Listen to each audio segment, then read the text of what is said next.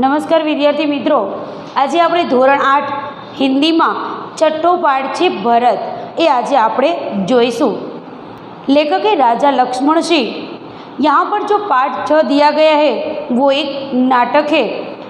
1926 में आगरा में जन्मे राजा लक्ष्मण सिंह हिंदी, संस्कृत, अंग्रेजी, फारसी, बंगला और अरबी भाषा भली भांति जानते थे कि यहाँ पर जो हमारे लेखक है वो उन्होंने सभी भाषा पर उनका प्रभुत्व था।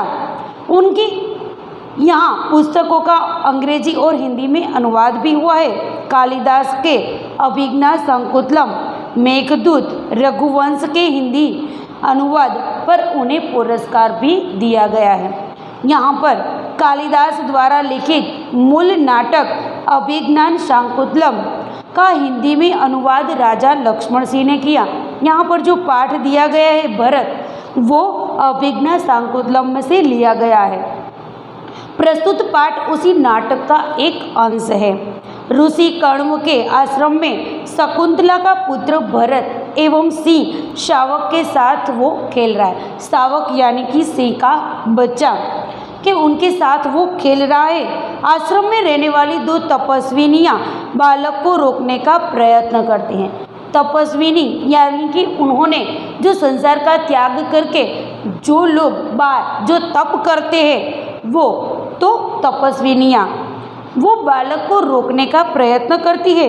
राजा दुष्यंत छुपकर मनोहर दृश्य, मनोहर यानी कि मन को जो अच्छा लगे ऐसा दृश्य को वो आनंद से ले रहे, आनंद से देख रहे हैं। बालक के प्रति सहज आकर्षण से वे रोमांचित हैं।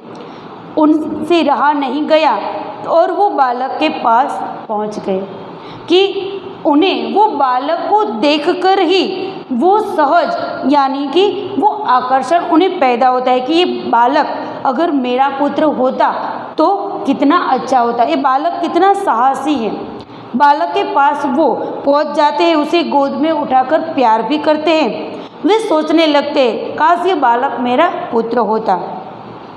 दोनों तपस्विनियाँ बातचीत से उन्हें पता चला कि बालक उन्हीं का पुत्र है। यह जानकर वे झूम उठे यानी कि वो खुश हो गए कि वो यही सोच रहे थे ये बालक है वो कितना तेजस्वी है, इसीलिए अगर वो बालक मेरा होता तो ये सोचते हैं। तब वो तपस्विनियों से बातचीत करते समय उन्हें पता चल जाता है कि ये उन्हीं का ही बालक है तो वो खुश हो जाते हैं। यहाँ पर ये नाटक है तो नाटक के पात्र है बालक भरत, तपस्विनी पहली, दूसरी और राजा दुष्यंत। यहाँ पर 4 पात्र दिए गए हैं। तो पहला दृश्य है नाटक का, एक बालक सिंह के बच्चे को घसीटते हुए लाता है कि एक बालक जो है वो सिंह का जो छोटा बच्चा होता है उसे घसीटते हुए वो वहाँ पर लेकर आता है और 2 तपस्विनियाँ उसे रोकते हुए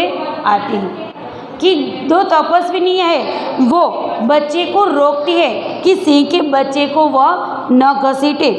राजा दुष्यंत पेड़ की ओट से उन्हें देख रहे हैं। ओट यानी कि पेड़ के पीछे से राजा दुष्यंत है वो ये दृश्य को देख रहे हैं। पहला दृश्य यही है, बालक अरे सिंह तू अपना मुख खोल मैं तेरे दांत गिनूंगा।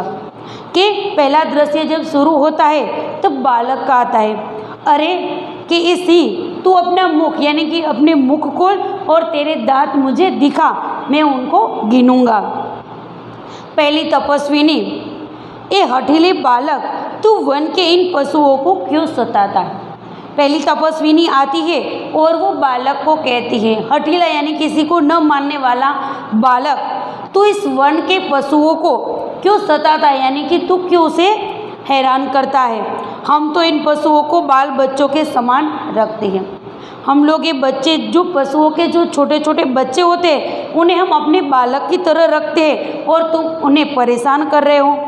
तेरा साहस बढ़ता ही जाता है कि तू ये जो सभी पशुओं को जो हैरान करता है, तुम्हारा साहस आजकल बढ़ गया है। तेरा नाम ऋषियों ने सर्वदमन रखा है, सो ठीक ही है कि सभी जो ऋषियों ने तुम्हारा नाम सर्वदमन यानी कि दमन करने वाला रखा है तो सो वो ठीक ही है।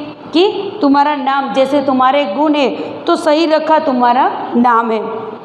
दुष्यंत उनकी बातें सुनकर वो पेड़ की ओट के पीछे छुपे हुए हैं और वो सुन रहे हैं। आह, क्या कारण है कि मेरा स्नेह इस बालक की ओर उमड़ा सज जाता है, कि क्या कारण हो सकता है कि इस बालक को देखकर सहज ही मेरे मन में ये बालक के प्रति स्नेह बाहर आ ही जाता है। दूसरी तपस्विनी, जो तू इस बच्चे को छोड़ न देगा तो सीनी तुझ पर दौड़ेगी, कि सिंह के शावक के साथ तू उसे खेल रहा है, उसे परेशान कर रहा है, तो इस बच्चे को तुम छोड़ दो, वरना जो सीनी यानी उनकी माँ आएगी तो तुम पर दौड़ेगी और तुम्हें नुकसान भी पहुँचाएगी। बालक मुस्कुराकर, ठीक है सीनी का मुझे ऐसा ही ठीक है सीनी का मुझे ऐसा डर है, मुँह चिढ़ाता है। और वो बालक मुस्कुराता है और कहता है, क्या सीनी से मैं डरता हूँ? मुँह चिढ़ाता है, यानी कि मुंह पर ऐसे हाव भाव करता है। दुष्यंत आश्चर्य से, उन्हें आश्चर्य होता है, ये बालक अवश्य किसी तेजस्वी वीर का पुत्र है, क्योंकि सभी जो बच्चे होते हैं उन्हें अगर किसी बात से डराया जाए तो वो डर जाते हैं, यानी कि कोई जंगली जानवर होते हैं उन्हीं से तो वो डर ही जाते हैं, लेकिन ये बालक अवश्य किसी तेजस्वी वीर का पुत्र है। जैसे वो सिंह के बच्चे से तो नहीं डर रहा, लेकिन सीनी के बात से वो नहीं डरता। इसका मुख अग्नि के समान दमक रहा है, कि अग्नि के समान उनके मुख पर एक तेज सा है। पहली तपस्विनी, हे प्यारे बालक, सिंह के बच्चे को छोड़ दे, मैं तुम्हें खिलौना दूंगी। दूसरी तपस्विनी आकर उसे समझाती है कि बालक, तू प्यारा बालक है, इस सिंह के बच्चे को तुम छोड़ दो, मैं तुम्हें खिलौना लाके दूंगी। बालक हाथ पछाड़ कर, छोटे छोटे बालक जो होते हैं वो गुस्से में अपने हाथ पसारते हैं कि पहले अपना काम वो करवाते हैं, फिर वो हमारी बात मानते हैं। तो यह बालक भी हाथ पसार कर, पहले खिलौना दे दो, लाओ। कहाँ है कि वो तो बालक है, वो खिलौने के लिए वो कहता है कि पहले तुम मुझे खिलौना दे दो, कहाँ है, लाओ दो। दुष्यंत दूर से बालक की हथेली को देखकर, दूर से वो पेड़ की ओर से वो देखता है और स्वयं से यानी कि खुद से वो कह रहा है, आहा, इसके हाथ में चक्रवर्तियों के लक्षण है। यानी कि चक्रवर्ती जो राजा थे पहले, वो सबसे जो बहादुर और हिम्मत वाले राजा होते हैं, तो वो चक्रवर्ती और राजा के लक्षण उनकी हथेली में दिख रहे हैं। उंगलियों पर कैसा अद्भुत चाल है कि उनकी उंगली देखकर ही एक अद्भुत प्रकार का जो एहसास होता है, और हथेली की शोभा प्रातः कमल को भी लज्जित कर रही है, कि उनकी और जो हथेली की जो शोभा है वो प्रातः यानी कि जो सुबह का जो कमल खिल जाता है उन्हें भी वो लज्जित यानी कि शर्मिंदा कर रही है। उनकी हथेली की शोभा इतनी अच्छी है कि कमल को भी लज्जित कर दे। दूसरी तपस्विनी, हे सखी सुव्रता, ये बातों से न मानेगा, कि हठीला बालक है, ये बातों में नहीं आएगा, हम उसे कितना भी लालच दे लेकिन वो नहीं मानेगा। जा, मेरी कुटिया में ऋषि कुमार के खेलने के लिए मिट्टी का मोर रखा है, उसे ले आ।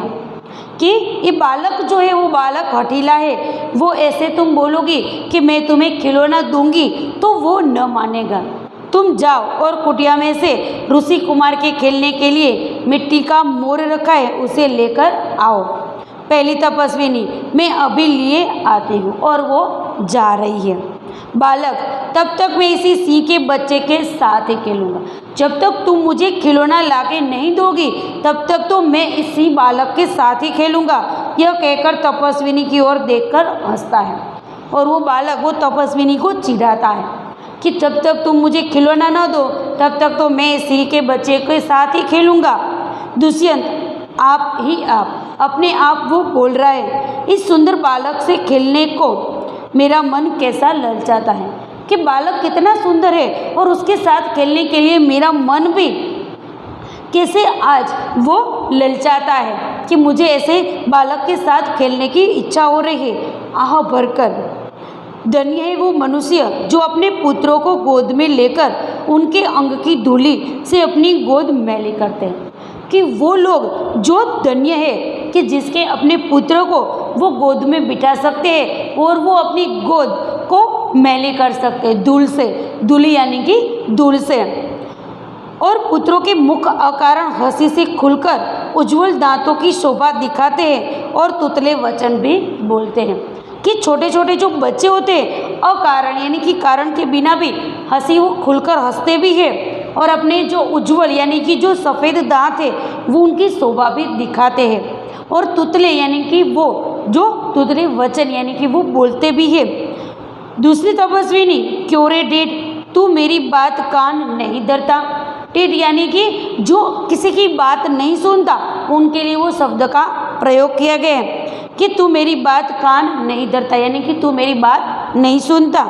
इधर उधर देखकर कोई ऋषि कुमार यहाँ है, तो वो देखता है कि कोई ऋषि कुमार यानी कि ऋषि का जो बालक होता है वो यहाँ पर है। दुष्यंत को देखकर, हे महात्मा तुम ही आओ और कृपा करके इस बलि बालक के हाथ से सीखे बच्चे को छोड़ा।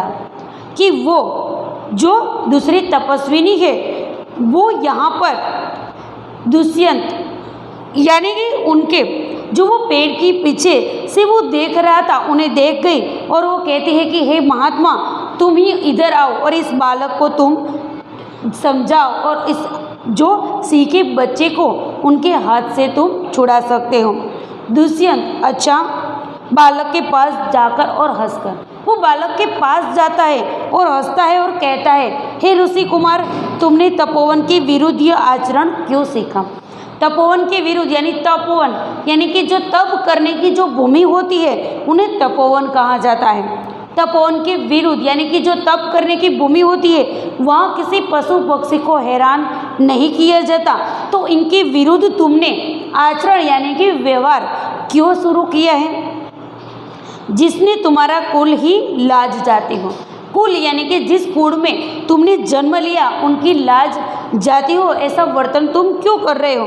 यह तो कोई अच्छी बात नहीं है, तो तुम ऐसे वर्तन जो कर रहे हो तो ये कोई अच्छी बात नहीं होती। बच्चे ने सिंह के बच्चे को छोड़ दिया।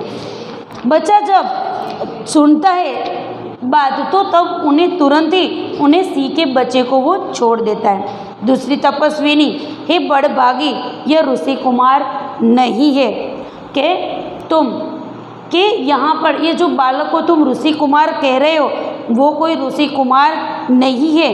दुष्यंत सत्य है, उसके काम ही ऐसे साहस के है कि यह ऋषि कुमार नहीं जान पड़ता, परंतु मैंने तपोवन के वास देखकर उसे ऋषि पुत्र जाना था।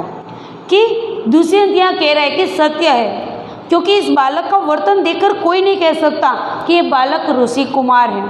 उसका काम इतना साहस भरा है कि ऋषि कुमार जान ही नहीं पड़ता, परंतु मैंने तो इसे जो तप करने की जो भूमि है यहाँ पर ये वास यानी कि रहता है, इसीलिए मैंने उसे ऋषि पुत्र माना था।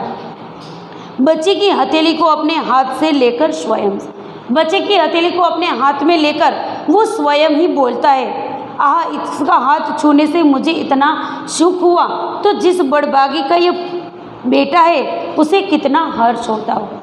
कि बालक के साथ रहकर उसका हाथ पकड़कर अगर मुझे इतना सुख मिल रहा है तो जिसका वो पुत्र होगा उन्हें कितना हर्ष यानी कि आनंद होता होगा। दूसरी तपस्विनी दोनों की ओर देखकर वो ऋषि कुमार को जिसे वो ऋषि का बालक समझ रहे थे उनको और जो राजा है उन्हें दोनों को देखकर वो एक दूसरे को देखते हैं। बड़े अचंभे की बात है कि आश्चर्य की बात है। दुष्यंत तुम्हें क्यों अचंभा हुआ, पूछ रहा है दुष्यंत कि तुम्हें क्यों आश्चर्य हो रहा है। दूसरी तपस्विनी, इसीलिए हुआ कि इस बालक की और तुम्हारी सूरत बहुत ही मिलती है। कि इस बालक की जो सूरत यानी कि चेहरा जो है वो तुम्हारे चेहरे के साथ मिलता है। तुम्हें जाने बिना भी इसने तुम्हारी बात भी मान ली कि तुम्हें जानता भी नहीं। तपस्विनियाँ दोनों कब से उसे समझा रही है कि तुम सिंह के बच्चे को छोड़ दो। लेकिन वो दोनों तपस्विनी की बात सुन ही नहीं रहा था, लेकिन आपने आकर एक बार ही कहा, तभी उसने आपकी बात मान ही ली। दुष्यंत बच्चे को गोद में उठाकर वो उन्हें बिठाता है। हे तपस्विनी, जो ये ऋषि कुमार नहीं है तो किस वंश का है? कि ये जो अगर ये बालक कोई ऋषि कुमार का पुत्र नहीं है तो ये बालक किस वंश का है? दूसरी तपस्विनी, ये तो पुरुवंशी है, कि ये बालक जो है वो पुरुवंश का है। दुष्यंत स्वयं से, इसीलिए इसकी सूरत मुझसे मिलती है, क्योंकि राजा दुष्यंत वो भी पुरुवंशी है, इसीलिए उसकी जो सूरत यानी कि चेहरा जो है वो मेरे साथ मिल रहा है। बच्चे को गोद से उतारकर, पुरुवंशियों में ये रीति तो निश्चित है कि युवावस्था में वे महलों में रहकर पृथ्वी की रक्षा और पालन करते हैं और वृद्धावस्था आने पर वन में चितेंद्रिय तपस्विनियों के आश्रम में वृक्षों के नीचे कुटीर बनाकर वो रहते हैं।